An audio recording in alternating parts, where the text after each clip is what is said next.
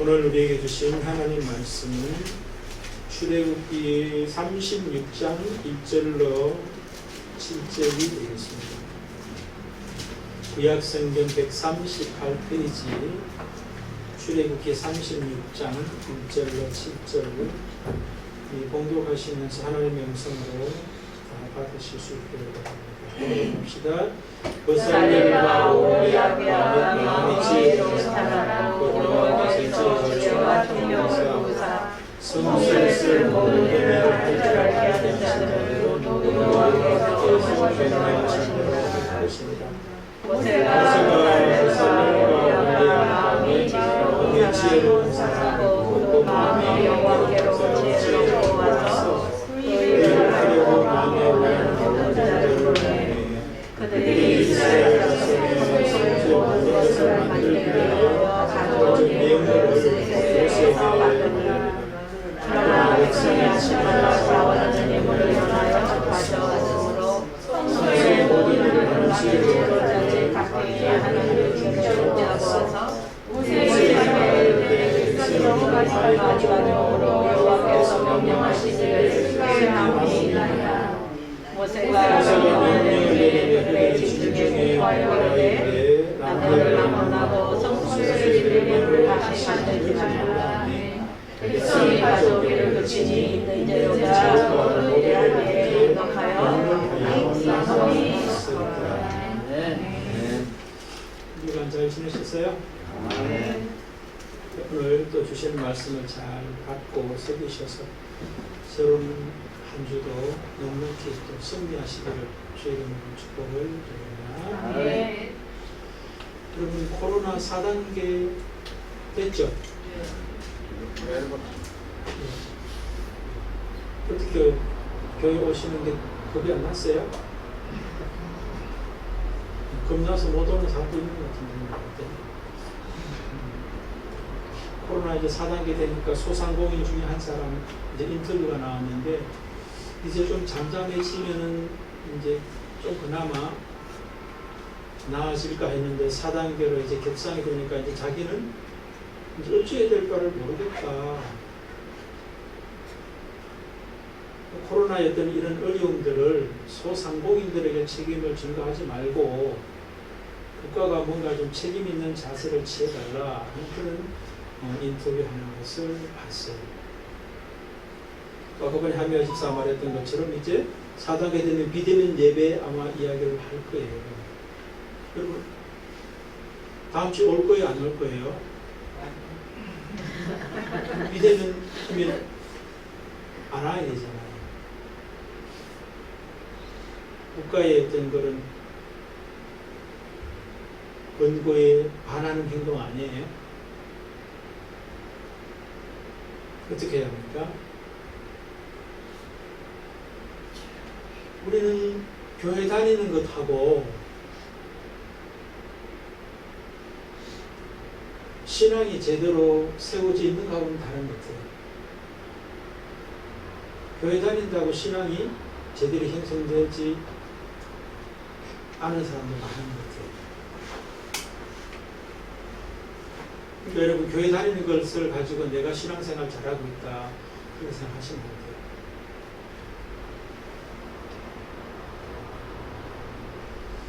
오늘 성경 본문의 말씀이 코로나 4단계를 맞이하는 우리에게 던지는 지혜가 있어요. 오늘 본문의 배경은 어떤 배경이죠? 이스라엘 백성들이 광야의 40년 길을 가야 되는데 성소, 성막을 짓는 이야기죠. 그죠? 성막을 누가 지어야 되느냐 하는 책임자들과 그 책임자들뿐만이 아니라 그 책임을 감당하기 위해서 예물을 드리는 모든 백성들의 이야기가 쭉 나옵니다. 근데 이 내용을 보면서 참 귀하다 그런 생각이 드는 것은 성막의 책임을 맡았던 사람들도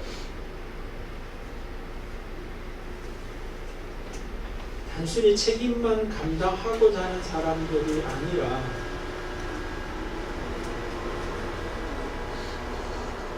하나님만을 생각하는 사람들이 아니라 백성들도 생각해주고 있는 어떤 그런 모습도 나타나고 있고, 백성들의 모습 속에서는 하나님을 너무너무 사랑하는 어떤 그런 모습들이 차고 넘치는 어떤 그런 모습도 보여집니다. 근데 이스라엘 백성들이 40년 광야를 가야 되는데 광야를 갈 때 얼마나 많은 어려움들이 있겠어요. 또 실제적으로 어려움들이 많았었고요. 그런데 그 어려움을 어떻게 해결하라 하는 그런 이야기보다도, 어떻게 대처하라 하는 그런 이야기보다도 더 근본적인 대안을 제시하고 있다는 겁니다. 그게 바로 뭐라는 거죠? 성소를 만드는 거예요. 성소를 만드는 거예요.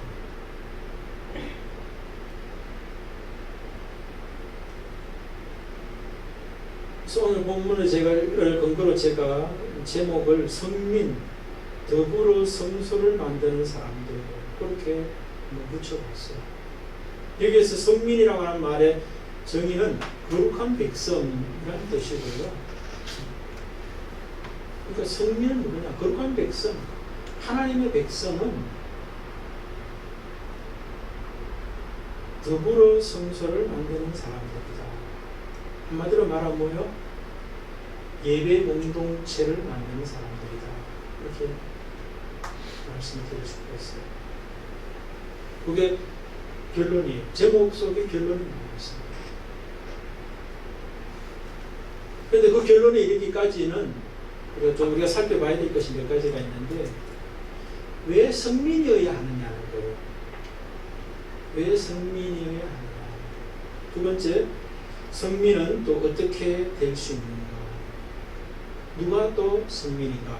그런 세 가지 질문을 우리가 하면서 말씀 속에서 답을 찾고, 또 쉽지 않은 이 시대에 하나님의 지혜와 진리를 깨닫는 귀한 시간이 되시기를 주의 이름으로 축복드립니다. 첫 번째, 왜 성민이 되어야 되는가? 다른 말로 하면은 예배 공동체가 되어야 하느냐, 그 이야기를 하고 있는 거예요. 여러분, 왜 성민으로서 예배 공동체를 세워야 하죠? 만들어야 하죠? 예배 공동체가 되면 주어지는 결과가 무엇이 있고 이유와 목적이 뭐냐, 이야기를 제가 질문드리는 거예요. 오늘 본문에 보면은 성소를 만들죠, 그죠? 성소를 만들어죠. 그리고 성소에 필요한 어떤 기구들도 지금 막 만들어가는 어떤 그런 이제 시작을 이제 이야기하는 거예요. 성민이 되면 뭐가 좋냐? 예배 공동체가 되면 뭐가 좋냐? 첫 번째 제가 말씀 속에서 들을 수 있는 이야기는 절대 가치가 정립이 된다. 예배자, 더 나아가서 예배 공동체가 되면 주어지는 결과가 절대 가치가 회복된다. 다른 말하면 하나님 중심, 하나님 우선순위, 분별력이 정립되는 것이다. 그렇게 볼 수가 있어요.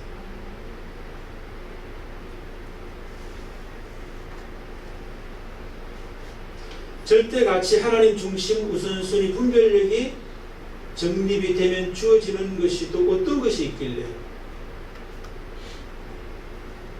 그게 그렇게 중요하냐, 이렇게 또 물어본다면 풍성한 은혜를 살아요.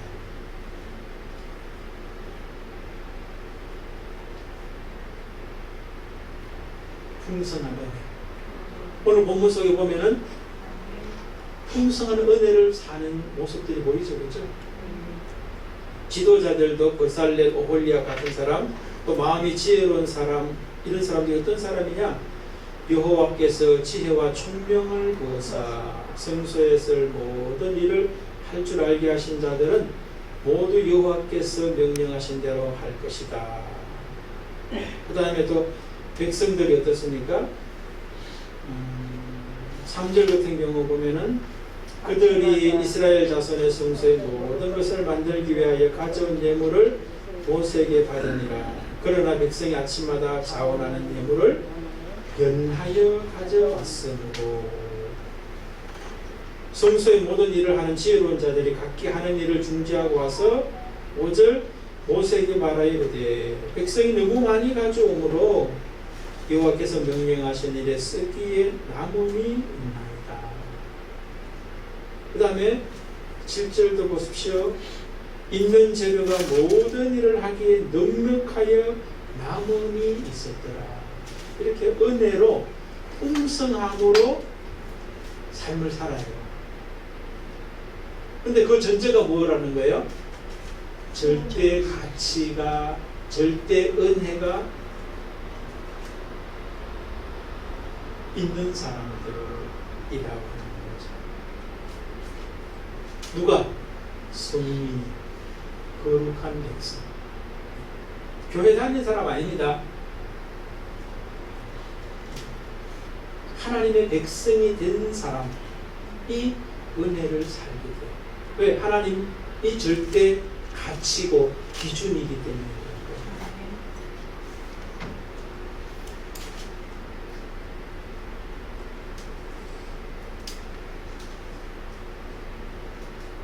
또 왜 성민이어야 되느냐라고 했을 때 세상의 가치에 흔들리지 않아요. 세상의 명령에 휘둘리지 않을 수 있게 되는 게 바로 성민들의 특징이에요. 오늘 본문에 보면은 백성들이 막 예물을 너무 많이 가져와가지고 그 예물을 가지고 성소를 만들고 성소의 기구들을 만드는 사람들이 어떻게 해요? 모세에게 와가지고 백성들이 너무 많이 가져와가지고 만들고도 남음이 있습니다. 넘칩니다. 지금 받은 것만 가지고도. 그런데 계속 가져옵니다. 그들에게 더 이상 가져오지 않도록 해주십시오라고 하는 건의를 해요. 자, 이게 가능할까요, 여러분요?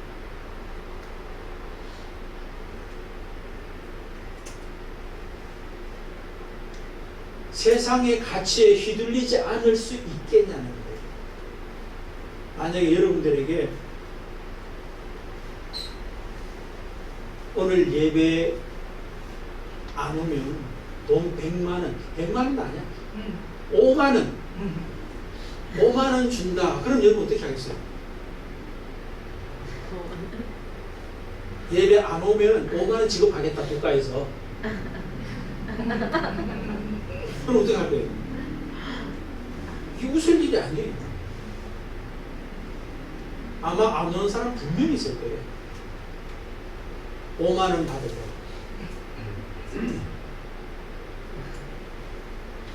그런데 성민 되면은 5천만원 가지고도 안 한대요.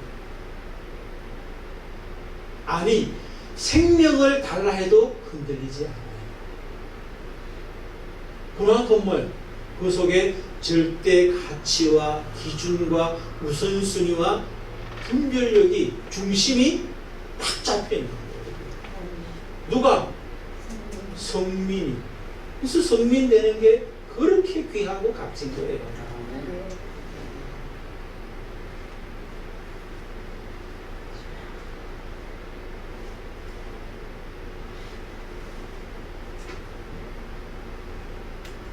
같은 말일 수도 있죠. 세상의 가치에 흔들리지 안 흔들린다는 것은 이 세상에 가치 있다고 생각하는 것으로부터 자유함을 누려요.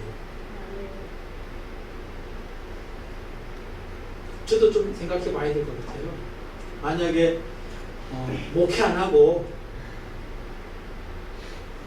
살면 월 300만 원씩 준다. 너무 작죠. 그리고 때려치우고 안 할 수 있을까? 생각해 봐야 되거든요.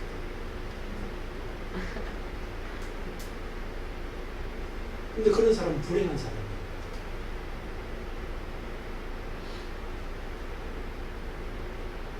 왜? 세상의 가치에 계속 종이 될 뿐만 아니라 흔들리고, 더 중요한 건 뭐예요? 절대 가치 기준이 잡혀져 있지 않은 삶을 사니까 늘 불행한 거예요.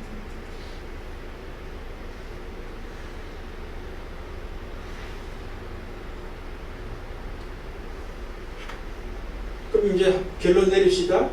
왜 성민여야 하는가? 제가 내린 결론은 이거예요. 절대 가치가 정립되어 있는 사람은 풍성한 은혜를 살며 세상의 가치에 흔들리지 않고 자유하며 살게 된다. 그렇기 때문에 성민이 되어야 한다. 이렇게 볼 수 있어요. 여러분, 우리가 하나님의 백성, 거룩한 백성, 성민으로 우리를 부르신 것이 얼마나 소중한 걸 알아야 되는 거예요. 아멘 좀 해보세요. 아멘. 하나님이 우리를 하나님의 백성 삼아주신 것이 얼마나 고귀하고 값진 것인데 그것을 모르면은 모르는 자로서 살아가는 거예요. 정말 최고의 소중한 것을 줬는데 그것을 모르면 뭐예요? 무가치하게 그냥 살아가는 거죠. 불행하게 산다, 그렇게 볼 수 있습니다. 그러나 그 가치를 아는 사람은 세상에 가치 있다라고 하는 그것에 휘둘리지 않아요. 그 삶이 멋있는 삶 아니에요? 그런 삶을 사시기를 주 여러분으로 축복을 드립니다. 아멘. 성경에 보면 그런 사람이 있었어요. 누가 있을까요? 뭐 성민이라고 하면 많은 사람이 있겠지만 저에게 떠올랐던 대표적인 사람이 다니엘이었어요. 다니엘은 하나님께 기도하는 것, 하나님께 예배하는 것을 위해서 자기의 목숨까지 내어놓을 수 있었던 대표적인 사람이었어요. 사자굴에 들어갈래, 기도할래, 하나님께 예배할래, 이렇게 물었을 때 어떻게 된 거예요? 그렇죠. 나는 평상시 해오던 대로 하나님을 예배하겠다. 그렇게 얘기했어요. 왕의 명령도 그의 절대 가치, 하나님 예배하는 것을 의지할 수 없었어요. 근데 예배 드렸다, 기도했다가 중요한 게 아니에요. 더 중요한 건 뭐예요? 그가 그런 사람으로 세워져 있다라고 하는 것이 더 귀한 거예요. 여러분과 저도 하나님께서 그런 사람으로 분명히 세우실 줄 믿습니다. 아멘. 그럼 어떻게 성민이 되는가 하는 그런 질문을 해보고 싶습니다. 여러분, 어떻게 성민이 될 수 있어요? 오늘 이스라엘 백성들 어떻게 광야의 40년의 삶을 앞에 두고 제일 먼저 할 그들이 하는 일이 성소를 짓는 어떤 것을 먼저 할 수 있는, 중심에서 둘 수 있는, 그것이 최고라고 하는 분별력을 가질 수 있었던 사람으로 어떻게 세워졌어요?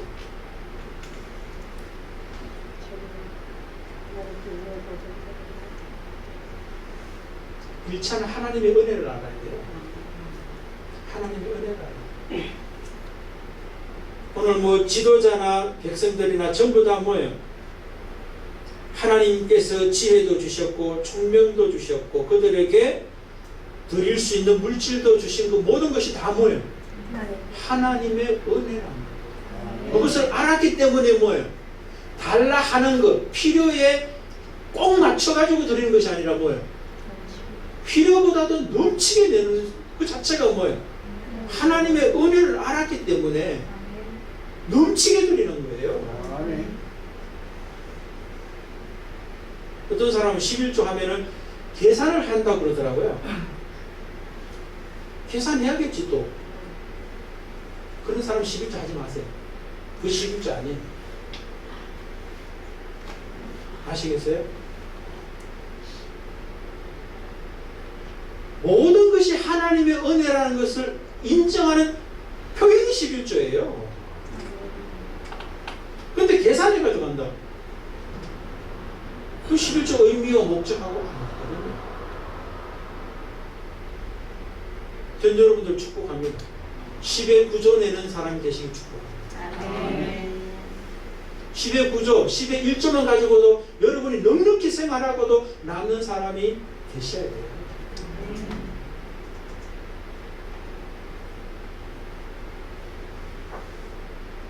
근데 그렇게 되려면 또 어떻게 돼야 됩니까? 은혜가 안 되는 게 왜 그래요, 여러분요?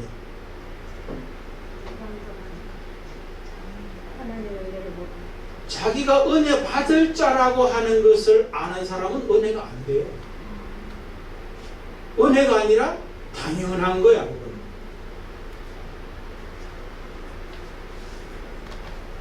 자기는 은혜 받을 수 없는 자라고 하는 것을 아는 자가 은혜를 아는 자예요. 오늘 이스라엘 백성들이 이렇게 될 수 있는 이유가 자기들은 뭐예요? 며칠 전에 다 죽었어야 될 사람들이에요. 시내산 밑에서 뭐였어요? 송아지, 금송아지로 우상 만들어가지고 그게 하나님이다. 그게 우리를 인도해왔다라고 고백하면서 금송아지를 숭배했던 사람들이에요.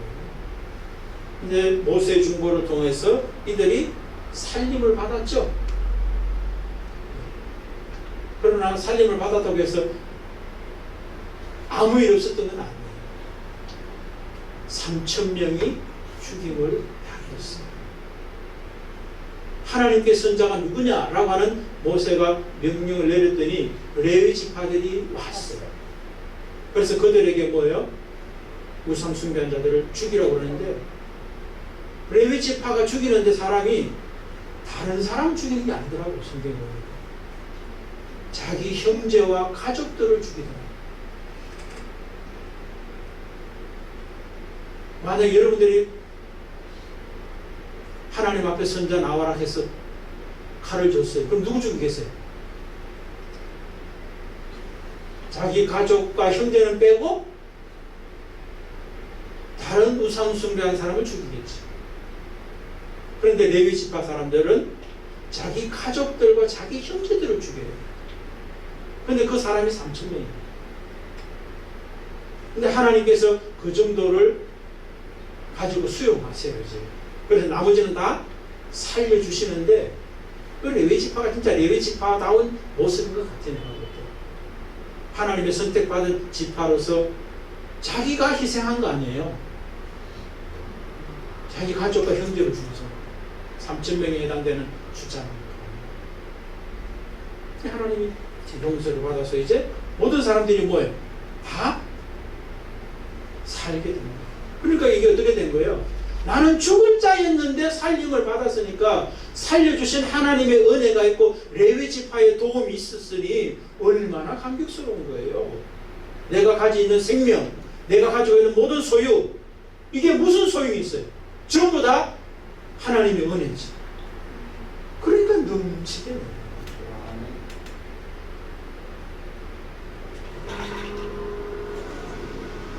그래서 첫 번째는 하나님의 은혜를 알아야 되고, 하나님의 은혜를 알기 위해서는 자기가 은혜 받을 수 없는 자였다는 것을 또 알아야 되는 거예요. 마지막 하나 또 뭐냐면은 하나님께 헌신하는 기쁨을 아는 자들이에요. 헌신하는 게 넘치게 드리는 것이 자기에게 먼저 기쁨이 된다는 것을 알아야 돼요.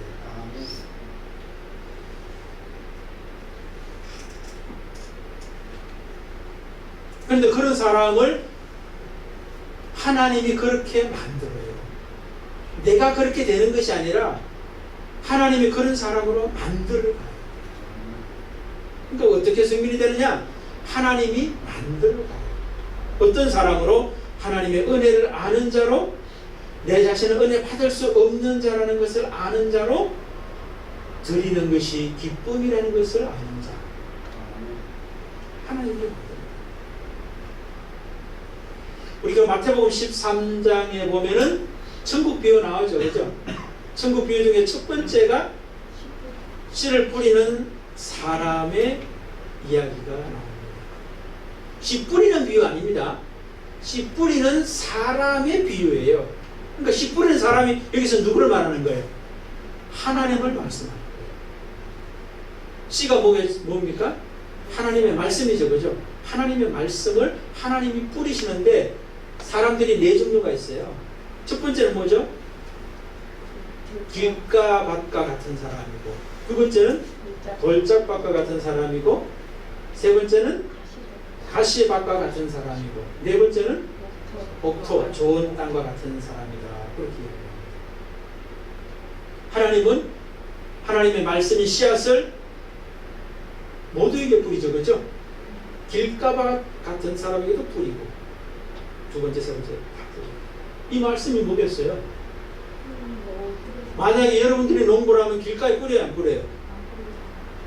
뿌리면 바보지. 되지도 않은 그 농사를 왜 해? 그 다음에 돌짝밭에 뿌리겠어요? 가시밭에. 하나님은 뿌린다는 거예요. 몇 뿌려요? 밭을 바꾸려고. 여러분들 길가밭은 뭐라고 그랬어요? 말씀을 뿌리면 마귀가 그냥 가져가는, 대부분 새가 먹어버려가지고 마귀가 먹어서 하나님의 말씀이 자기에게 전혀 적용이 안 되는 사람. 두 번째 돌짝밭은 뭐예요? 세상에 어떤 그런 환란, 박해가 오면은 말 뿌려졌던 씨앗이 영향력을 잃어버리는 거예요. 세 번째 가시밭은 뭐예요? 염려와 걱정이 찾아왔을 때 이제 결실하지 못하는 그런 것이. 좋은 땅은 100배, 60배, 30배 결실을 맺는 거다. 그렇게 얘기합니다. 근데 여기서 제가 강조하려고 하는 건 뭐냐면은 길가밭이 돌짝밭이 되고 돌짝밭이 가시밭이 되고 가시밭이 옥토가 될 수 있어요, 없어요? 근데 우리가 말씀을 들을 때 보면은 길가밭은 돌짝밭이 돼야 되고 돌짝밭은 또 가시밭은 좋은 밭이 돼야 된다고 그러는데 밭이 바뀌어질 수 있어요? 그렇지. 밭을 가는 농부가 바꿔줘야 되는 거예요. 근데 농부가 누구라는 거예요? 하나님께서 그렇게 하는 거예요. 그래서 하나님께서 이제 돌짝밭, 그 길가밭 같은 사람은 뭐예요? 말씀을 뿌려도 전혀 받지 못하던 그 사람들, 마귀의 종이 되어 있던 그 사람들을 그들에게 계속 씨를 뿌려가지고는 어떻게 되는 거예요? 돌짝밭과 같은 사람으로 만들어주는 거예요. 돌짝밭은 뭐라고 그랬어요? 내 바깥에 세상적인 환란과 박해, 어려움들이 있으면 이제 흔들린 사람이라고 했죠. 그렇죠? 하나님이 한마디로 뭐예요? 세상의 어떤 그런 문제 때문에 휘둘리는 어떤 그런 사랑으로 우리를 허락하는 거예요. 그때 이제 거기에다가 또 이제 말씀을 주심으로 어떻게 되는 거예요? 세상 문제로부터는 이제 벗어날 수 있는 사람. 그 다음에 또 어떻게 되는 거예요? 내 안에서 일어나는 염려, 걱정을 또 하게 해요. 가시를 줘요. 그래가지고 거기서 이제 또 씨를 뿌려서 좋은 땅으로 갈 수 있도록 만들어준다는 거예요. 그러니까 뭐 코로나 4단계도 결국 뭐겠어요? 바깥에 있는 환란이다. 그렇게 본다면 돌짝밭의 수준인 거예요. 여기 그 코로나 때문에 왔다 갔다 하는 사람들은 돌짝밭이야 지금. 아시겠어요?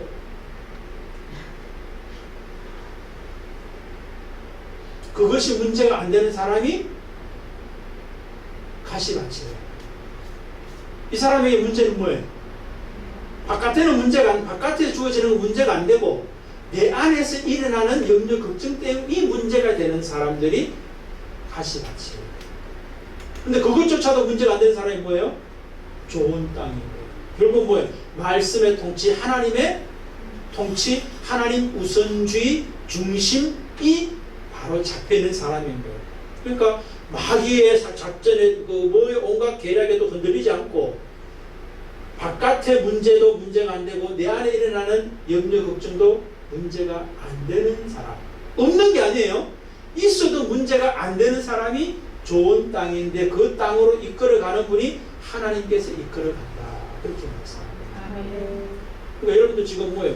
어디 있는지 제가 모르겠는데 하나님의 은혜를 아는 자로 자신이 은혜 받을 수 없는 자인 것을, 그 다음에 넘치게 드리는 것이 기쁨이라고 하는 것을 아는 자로 하나님께서 지금 세워가는 도상 이루는 어디인가 있는 거예요. 길가밭에 있을 수 있고 돌짝밭에 있을 수도 있고 가시밭에 있을 수도 있고 좋은 땅에 있는 사람으로 나타나요. 그런데 여기서 제가 말씀드리고 싶은 것은 모든 사람이 다 뭐예요? 그 도상 가운데 있기 때문에 판단하고 정죄하지 말라는 거예요. 아셨죠? 판단하고 정죄하지 마세요. 저분이 이제 먼저 나는 어디에 있는가를 아시길 바랍니다. 내가 지금 어디 있나? 하나님이 또 나를 앞으로 이제 어떻게 이끌어 가시겠구나 하는 것을 기대하시기 바랍니다. 그리고 다른 사람을 판단하고 정죄하지 마시기 바랍니다. 오히려 그들을 위해서 여러분들이 하나님의 통로가 되셔서 돕는 자 되시기 바랍니다.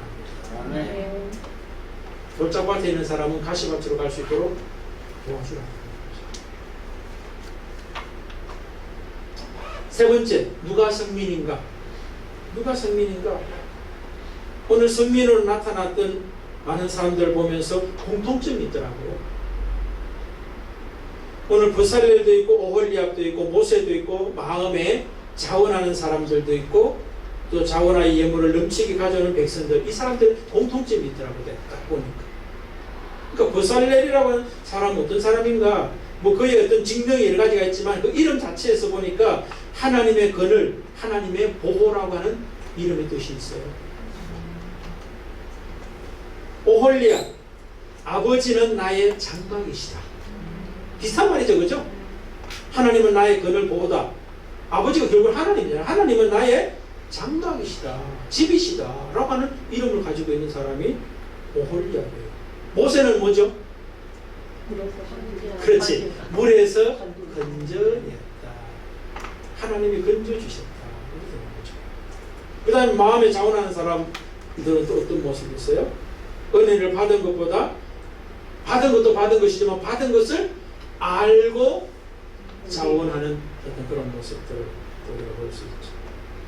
이 사람들도 결국은 하나님의 은혜를 아는 사람들인 거예요. 그 다음에 예물을 넘치게 가져오는 사람들도 하나님의 은혜를 아는 사람들이다. 그런데 이 사람들이 공통적으로 했던 게 뭐예요? 성소를 만드는데 자기만의 성소를 만드는 것이 아니라 뭐예요? 더불어 성소, 공동체 전체가 하나님을 예배할 수 있는 성소를 만드는데 헌신했던 것이 공통점이에요. 그러니까 성민은 바로 더불어 성소, 다른 말하면 예배 공동체를 만드는 공통점이 있더라. 그렇게 볼 수가 있습니다. 여러분들, 성민들의 대표적인 모습이 초대교회의 예루살렘 교회와 안디옥 교회의 모습이 저는 떠오르더라고요.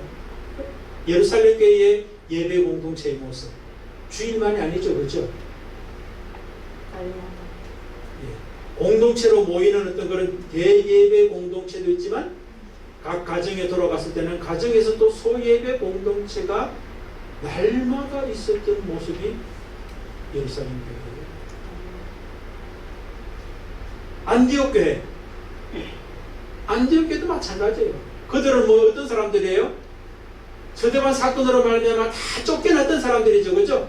박해를 피해서 도망쳤던 사람들인데 그곳에 가서 또 새로운 터전을 마련하고 먹고 살기도 바빴을 텐데 그들이 먼저 한 게 뭐예요?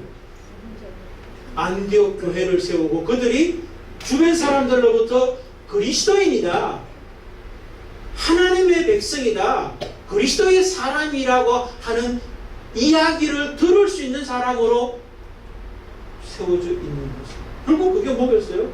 예배 공동체다라는 걸 볼 수가 있는 거예요.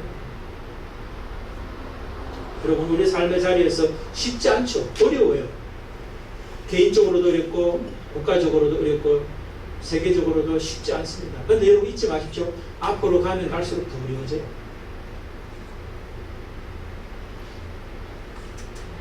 아멘이 안 되죠? 근데 여러분 앞으로 갈수록 더 어려워져요. 왜 그런지 아세요? 더 어려워져야 성민이 되기 때문에. 전에 제가 말씀드렸죠. 이 세상 모든 사람들에게 최고의 어려움이 뭐예요? 누구나 다 겪는 최고의 어려움이 뭐예요? 맞아요. 죽음이에요. 여러분들은 매일매일 죽음으로 다가가고 있어요. 왜 그런지 아세요? 성민을 만드시는 하나님의 목적 때문입니다. 그런데 여러분, 죽음에 가서 성민이 될 일이 아니라, 하나님을 인정하는 것이 아니라 살아있을 때 하나님을 인정할 수 있는 성민이 된다면 이 땅에서부터 이미 뭐예요? 최고의 복된 인생을 사는 거예요. 꼭 하나님께서 목숨이 끊어지는 그 자리를 끌고 가야 되겠어요? 거기에 가서 하나님의 우선순위를 발견하겠냐는 거예요. 어떤 환난만 와도 그냥 휘둘릴 뿌리는 어떤 그런 모습이 아니라 그것이 나에게 문제가 되지 않는 사람으로 살아있을 때 세워지시라는 거예요. 하나님은 그 일을 코로나 지금 4단계 가지고 하고 있는 거예요. 근데 대부분의 사람들은 뭐예요? 4단계로 격상이 되고 나면 죽을까 싶어가지고 아무 숨도 안 쉬는 사람이 있을지도 몰라. 그래라고 코로나 4단계 온 게 아니에요. 절대 가치를 발견하라는 거예요. 하나님의 성민이 되라는 거예요. 내가 너를 지금 성민으로 세우고 있다라고 지금 말씀하고 있는데 성민으로 되지 않고 숨어버리는 어떤 그런 어리석은 사람이 된다면 그 얼마나 우리 좀 바보예요.